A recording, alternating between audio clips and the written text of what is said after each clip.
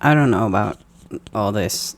It's probably distracting. I'm also quite far away. I might have to pull you guys in a little bit. That's gonna make everything crash. Hold on. Hi, hello. It's January. No, it's not January anymore. It's been January. I read 7 books. Fair amount. You'll see why I got through quite a bunch of them. There's noise outside, by the way, but you're not supposed to hear that because of the microphone. I'm distracted though. Anyway, the first book, it was the second day of the year. I went on a walk with myself and I listened to The Wizard of Oz in its entirety on one walk because that's possible. It was fine. It's an alright children's book. I like it better than Alice in Wonderland, which is honestly not saying that much. But the thing is, I needed to still this hunger that I had in me for more Wicked content. So that's what happened. I also watched the movie the very next day. Anyway, next one. Next thing I read was Lighthouse Keeping by Jeanette Winston, which is one of the very few Jeanette Winston books that I had not read yet.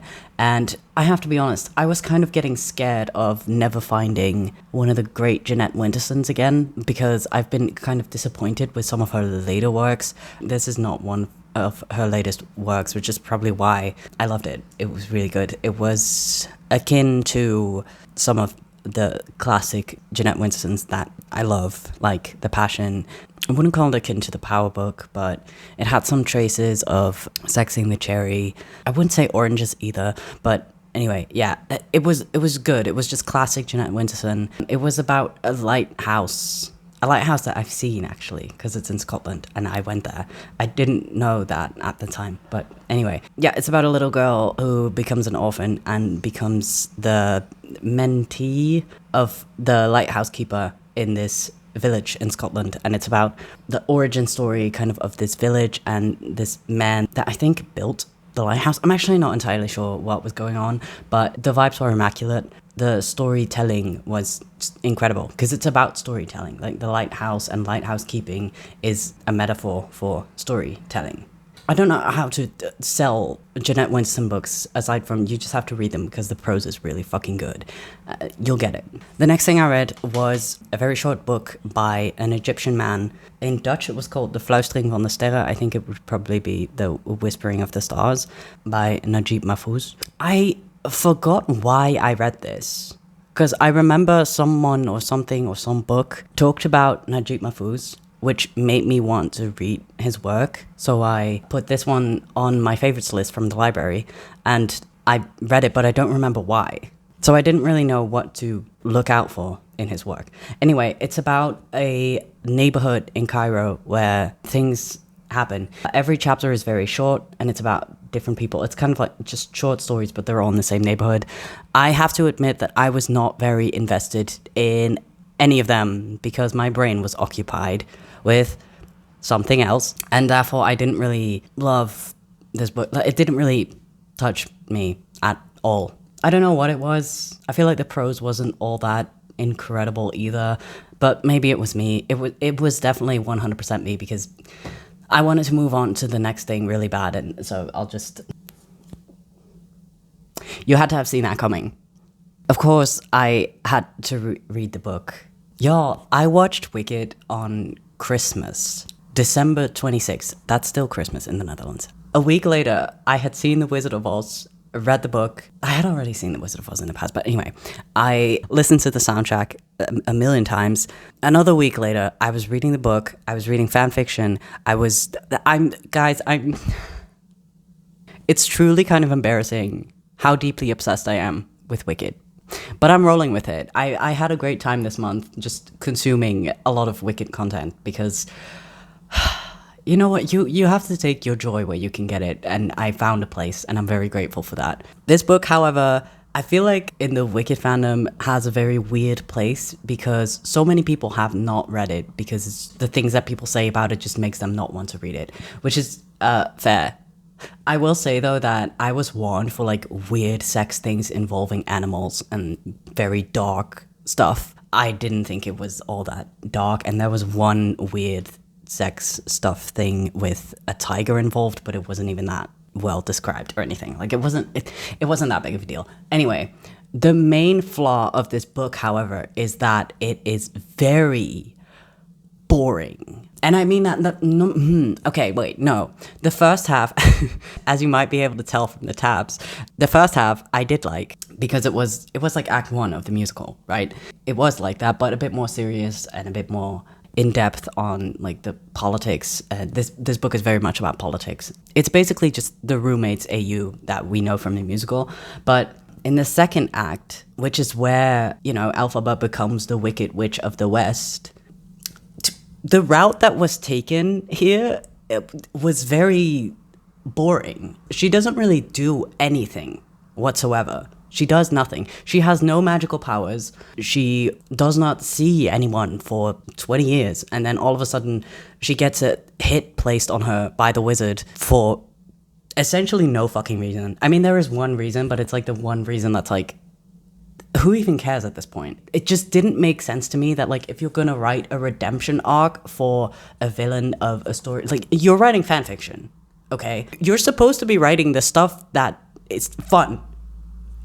This was not fun. That's the weird thing about it to me. I think that Gregory's take on Elphaba becoming the Wicked Witch of the West was that she was driven to insanity by her circumstances and by all the losses that she's had in her life. And basically she just went mad. And that's about it for the book. I do have to say that in a musical, I'm actually not entirely sure what happens. Oh, because I have also watched 2 different bootlegs at this point. Yeah, I'm not really sure what happens that makes Elphaba the most wanted woman in the world, the wickedest witch there ever was, when the Wicked Witch of the East, bro, seems to have done a lot more terrible things. Anyway, yeah, I just think this was fun up till like the halfway mark, and then after that, the musical just fixed everything about this book that was extremely boring. But I do have to say that the politics stuff was actually quite interesting. The animal stuff, there's a lot about fascism and terrorism, and it is a very interesting book, and maybe also for me because I never read fantasy, so like this was all new to me, but I did like some of those aspects of it. I just thought that it was the most boring iteration of what could have made Elphaba the Wicked Witch of the West, if that makes sense. Anyway, this was the only thing I could have read at the time that I was reading it because I needed it. Autism is no joke, guys. I'm at a point where today I'm trying to get as far into February as possible without consuming any Wicked content. So far, I've only listened to the popular song by Mika and Ariana because that fucking slaps, and I'm like microdosing that. I'm not gonna do very well. Next book I read was Strong Female Character by Fern Brady, which is about an autistic woman comedian. I thought it was good. I thought it was relatable to some extent. Comedians are generally not my favorite type of celebrity, but I didn't find this book annoying. So that's a good sign. I thought the structure was a bit messy, but I find that is the case with a lot of celebrity memoirs. I don't know why they make these decisions to just randomly tell things whenever they come to them without having like a certain outline or structure. But anyway, it wasn't that annoying in this case. One point that she made was that we do have to speak up about autism more because people just do not know what it is, what it looks like. And I think she's right in that because it's so different in everyone that we need to have all of the perspectives that we can have out there. This is a great step in that process. So yeah. Next thing I listened to was a short little Dutch book, Wat werkelijk is, van Nelleke Noordervliet. It means what's really there. I listened to this on a walk because it's a book about a walk. I realized there is actually a series of books about walks by some Dutch publisher. They're fun to listen to during walks. Anyway, I listened to this on a city walk, and this book is about a walk through Beara, if I'm saying that correctly, in Southern Ireland. It sounded beautiful. There were some nice passages in there. I honestly couldn't tell you anything about it now. At the moment, it was just nice to listen to. It wasn't background noise, but like I didn't really retain anything. So that's how I feel about that book. But Southern Ireland sounds beautiful. However, I was not there, so like it kind of took away from my walk. I was just looking around like, this is not Beara. This is not the vibe. Anyway, last thing I read was La Bastarda by Trifonia Melibea Obono, which is a book about a lesbian girl coming of age in Equatorial Guinea. Funny story, I got this book from my university library because I thought I might be able to use it for my thesis. And when I went to pick it up, I was like, wait, is it actually in English? And the woman looked in it and she was like, no, it's like French or something, or Spanish, I think. And it's Spanish. I was like, oh, okay, that's actually not a problem at all. And you know what? It actually turned out not to be a problem. So quite proud of myself for that one. I very quickly realized that I wasn't going to be able to use this for my thesis, but I did decide to finish it anyway because it wasn't taking me that much. I was following along, so that's good enough for me. I feel like it doesn't go that much in depth about anything aside from like the way that queer people are treated in Equatorial Guinea, and also women, and also like the way the family structure works. Okay, so there is quite a lot going on, but the story doesn't really go that. It doesn't go into any super wild places. I do think it was interesting because I like to read queer literature from around the world, and this was definitely one that I otherwise probably never would have read. I don't think I can speak that much on it because I comprehend just enough Spanish to get through this, and I don't really have any like deeper thoughts on it.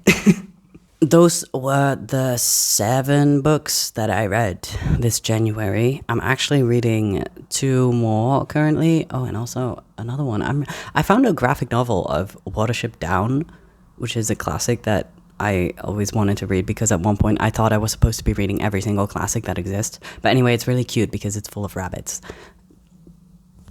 That's the only reason I got it. I'm reading things for my thesis.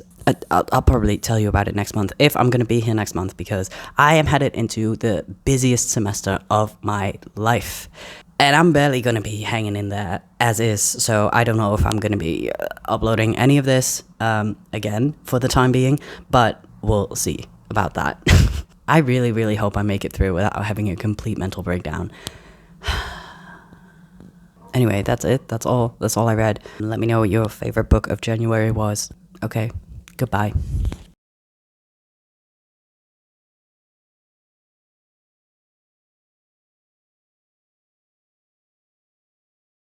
In Southern Ireland. Why is that so fucking hard to say? In Southern Ireland.